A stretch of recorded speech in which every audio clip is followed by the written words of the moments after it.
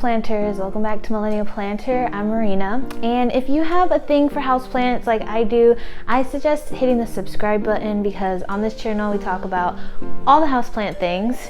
And today's video is my first collaboration. I asked my other planty friends, other fellow plantubers to share 2 things they wish they knew before houseplant collecting, because I wish I knew so many things. And make sure you stick around to the end of the video because that's where I will be sharing my 2 things I wish that I knew. So let's just get on with the video. Hi guys, I'm Daisy from Daisy in the Jungle. First of all, thank you Marina for thinking of me and including me in this video. I'm really excited to be in it, and I'm really excited to see what everyone else says. So Marina asked me to think about 2 things I wish I knew before I started collecting houseplants. First thing I would like to talk about is drainage holes. I wish I knew how important drainage holes were. And I think, like a lot of people when they start out with houseplants, you don't believe people when they say drainage holes are important until you find out the hard way for yourself. I used to be so excited to get new houseplants and have cute little cover pots for them, but if the nursery pots wouldn't fit in them, then I would just throw that away and dump the plant in the cover pot. I'm sure I don't need to tell anyone here why that is an awful idea, but obviously it's so hard to water your plants correctly if you have no drainage.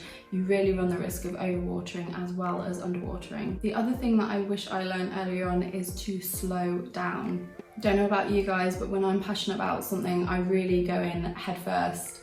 I wish that someone, well, I did have people tell me to slow down. My boyfriend told me to slow down, but I didn't listen. Yeah, I wish someone earlier on had really made me listen and make me slow down. There are so many houseplants that you can collect. There are so many houseplants that you can propagate and swap with your friends. You don't need to buy them all at once. For me, that definitely got worse when I started getting into aroids in particular, because you really start to narrow down on your preferences and suddenly you have a massive wish list of all the plants that you really want. And then they start arriving and you realise you don't have the room for them. You don't have the time to care for them all. Sometimes for me, I didn't even have the knowledge to know how to care for them straight away. And your bank balance really does suffer. So yeah, I really wish that I could have gone back to my younger self and said, Daisy, you need those nursery pots. You have to have drainage holes, and slow down. The plants are going to be there forever. You don't need to rush into this.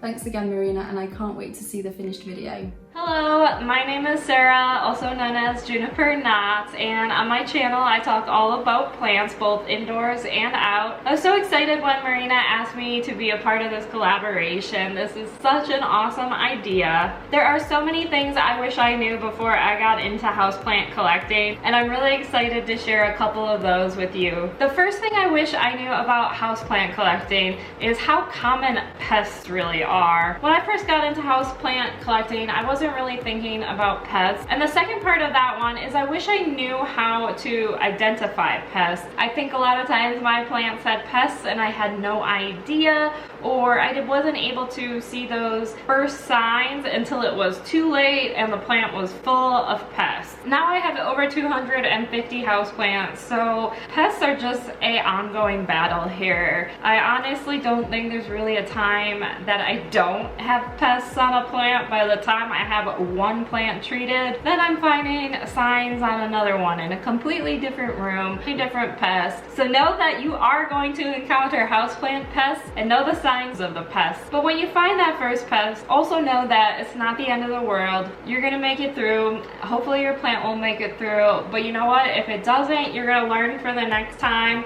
Know how to spot that pest sooner. And also, knowing how to spot those pests is the first step, but actually getting on top of treating those pests immediately is so important. The second thing I wish I knew was how to prevent overwatering and how to know when to water my plant in general. This is so important to me that it is one of the first videos I wanted to make on my YouTube channel, is a video on how to water your plants, because it's so key to learning how to keep your house plants alive. I remember when I first got into houseplants, I was very prone to overwatering them, especially all of my succulents. I wish I knew from the beginning to always use planters with drainage. I look back now and see that I put a lot of my succulents into planters without drainage, which was really setting them up for overwatering. The other thing I wish I knew to prevent overwatering was also just learning how to water based on your soil's moisture rather than watering on a schedule. In my watering video, I do go over several ways to check for your soil moisture, and that is one thing I wish I really knew how to do right from the beginning. I really hope these tips can help you. Thank you. Again, my name is Sarah and my channel is Juniper Nuts. Hey Marina, thanks for asking me to be a part of your video.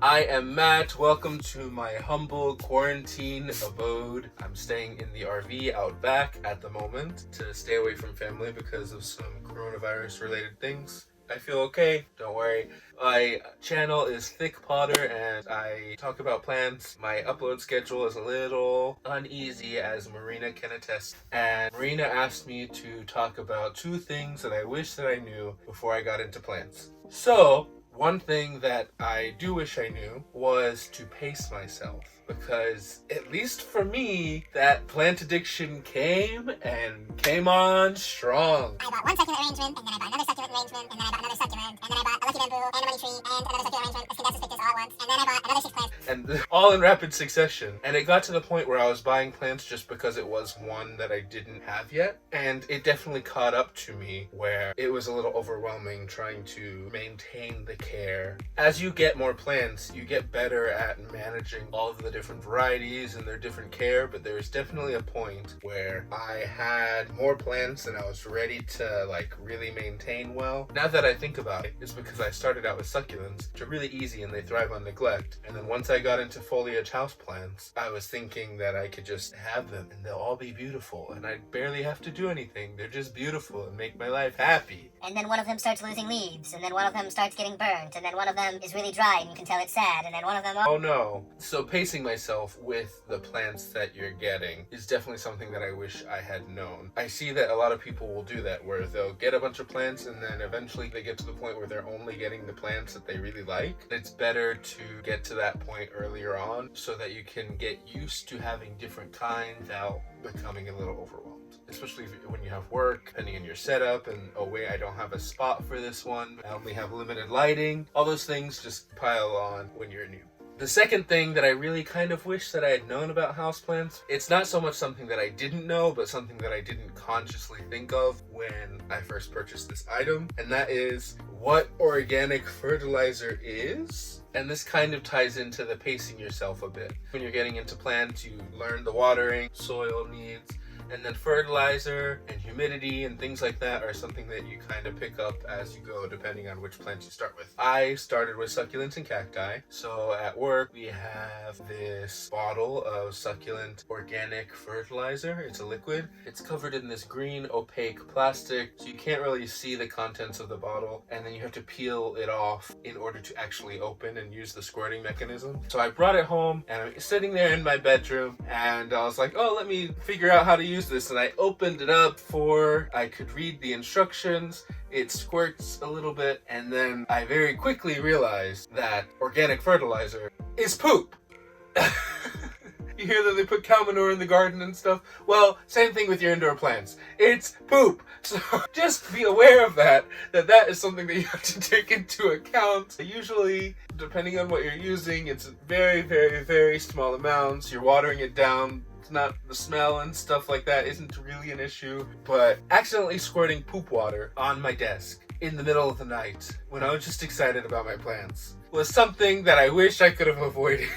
But now I can proudly attest to being a proficient user of all sorts of poop, and I'm proud of that. I am proud of that. Alright, thank you again, Marina, for asking me to be in your video. I hope everyone enjoys it, and Yeah. What's up, houseplant friends? If you don't know me, my name is Sydney and I have a YouTube channel called Peaceful Planting. My beautiful, amazing, stunning, heart of gold friend asked me to come onto her channel and share 2 things that I wish I knew before I started collecting houseplants. Number 1, there is so much opportunity to be part of an amazing community. I cannot say enough about this community. There is so much opportunity to meet amazing people. So if you're a houseplant collector and you're watching these YouTube videos to learn how to care for your plants, that is great. But I want to encourage you to step outside of your comfort zone and try to meet other people in the houseplant community, because I'm telling you, you will not regret it. I mean, seriously, this community is just amazing and you will meet some really genuinely awesome people who have that same love for houseplants as you do, which is just,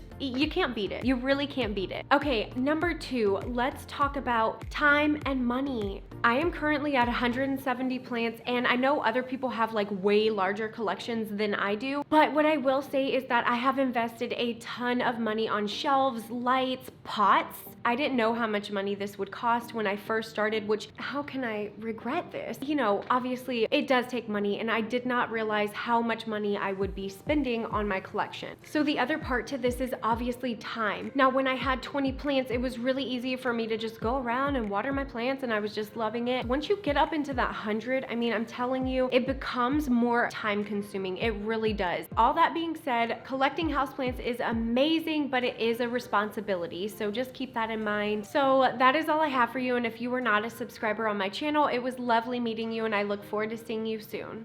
Bye. Wow guys, that was some really good tips. Thank you all for sharing.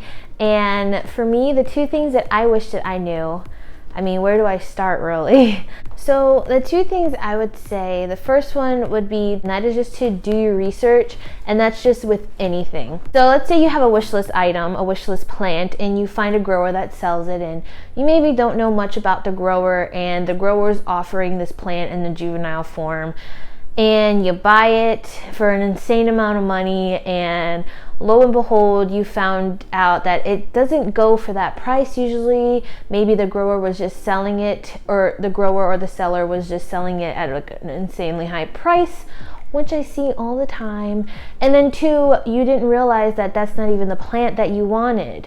So I highly, highly recommend to do your research on what the plants that you're looking for usually go for, and really make sure that whatever plant that you do have, it is the plant that you're looking for and you're not being scammed. Or a lot of times I know growers and sellers don't even know 100% what the plants are, especially in their juvenile form, and they will just sell it just to sell it.